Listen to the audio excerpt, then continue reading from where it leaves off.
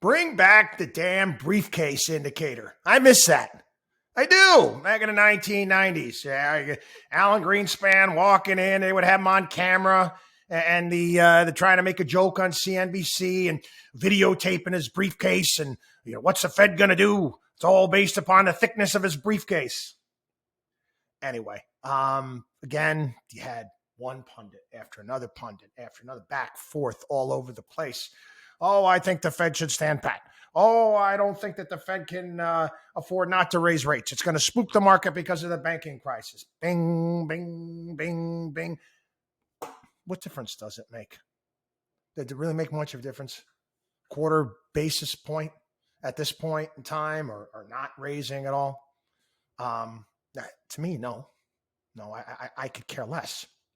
The Fed, if you remember, I think it was about a year ago, maybe a little bit less. I'm trying to remember when he said that, he needs to put some pain into the economy. Prediction, pain. Remember Mr. T from Rocky III. They broke crap. They broke a lot of crap. Okay, they did. And this is what happens when you raise rates as quickly as they have. They should have started a hell of a lot earlier. But this is also part of the problem, the overall problem with the Fed in the first place. This dual mandate BS. Oh, I got to deal with full employment and we got to deal with low inflation. Please. Okay. Inflation has been running at, I don't listen to the government numbers. You've heard me talk about this. The bare necessities of life have been going up in price for a long time. I don't care if it's gym membership. I don't care if it's Starbucks coffee, groceries, healthcare, you name it. Housing's been going up. All of these things that actually you need to live on an everyday basis have been going up, not just the past couple of years, but prior to that. And I've said all along, I said, it's all well and good that I can, pick up a flat screen TV for a couple $100 at Best Buy, but I can't eat the television. And how often do I need to pick up a flat screen TV? Again, it's the world that we live in. And again, all the meetings and whatnot, and they're dealing with inflation. The Fed, a year and a half ago, a little bit longer, was saying, hey, the problem is the fact that there's not enough inflation. And I'm pulling my hair out here on the podcast and my radio show and appearances. Are these people out of their bloody mind? Are they out of their mind? Cheap money. Cheap money is a problem. Okay, it is. Cheap money leads to the situations that we're in right now.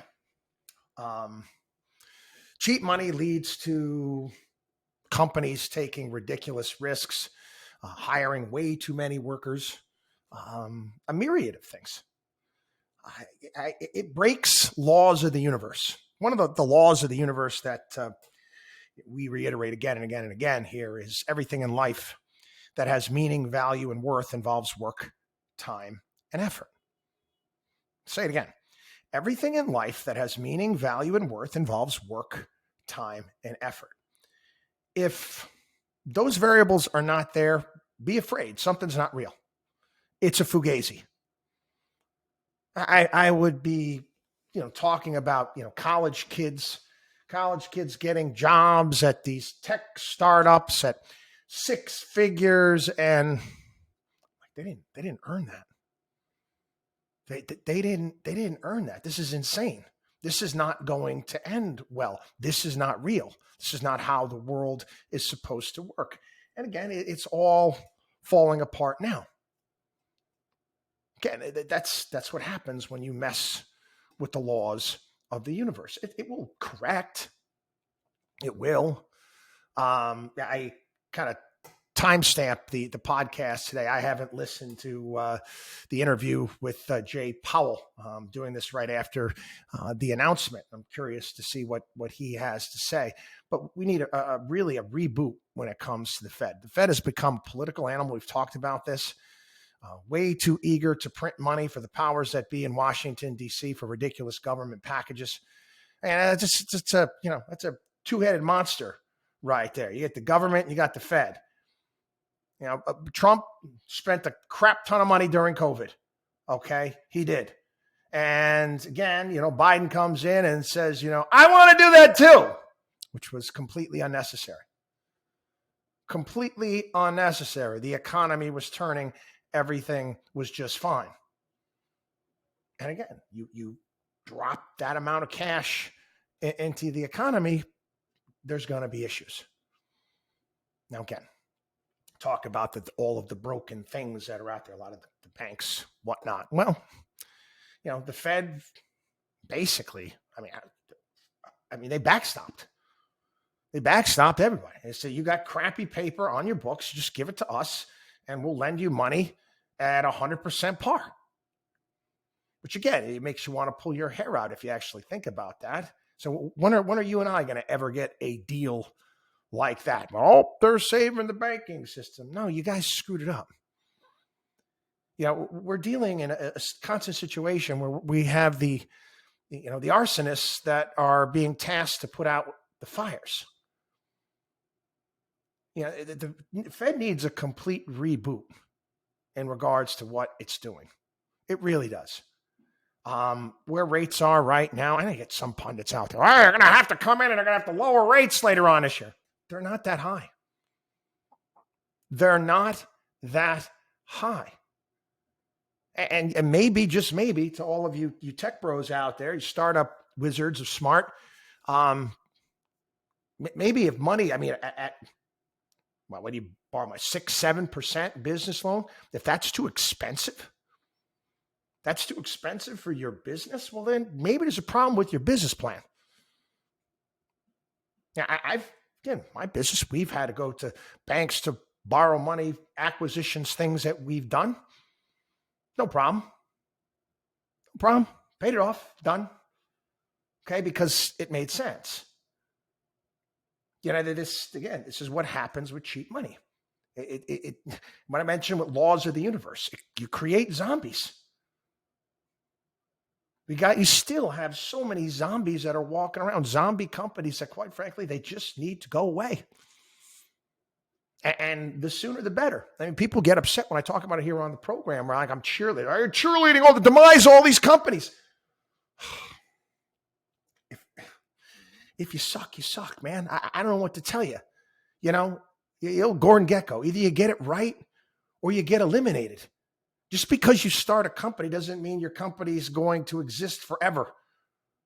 Okay? Just because you're a good guy and you started this, this tech startup, if the numbers don't add up, if you don't have a good business plan, well, goodbye. That's just how our system works here in this country. And again, when money is cheap, these companies hang around and suck up capital and do all of these things that are not healthy for the overall economy. And I've talked about this before. Okay, they always like talking about the economy in terms of an engine. Fed's got to, prime the pump by lowering rates. Oh, geez whiz, the economy's going to sputter out. They allow all of these mechanical engine, and now it's metaphor, all this stuff. No, it's not what the economy is nature. Okay? The economy is nature. There's no chat GPT. There's no high-speed computer that can go ahead and determine the transactions and the actions of human beings over the course of the day. Just can't. And I've described this before, and I go into the city to do appearance and taking the car service in and looking around, and I see these stores in certain areas. I'm like, man, oh man, what made that person think to open that up there? And you look at the store, and it's been around. You can tell because you got faded posters in the window. It's been there for obviously a long period of time.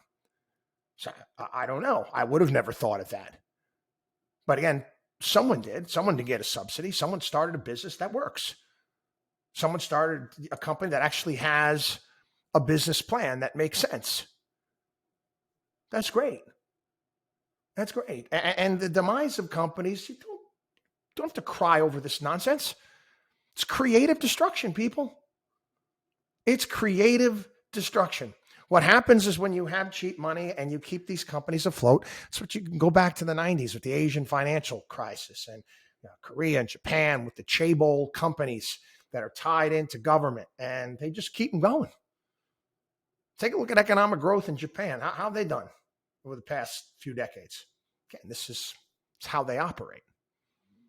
Again, we need a Federal Reserve reset. WatchDog on WallStreet.com.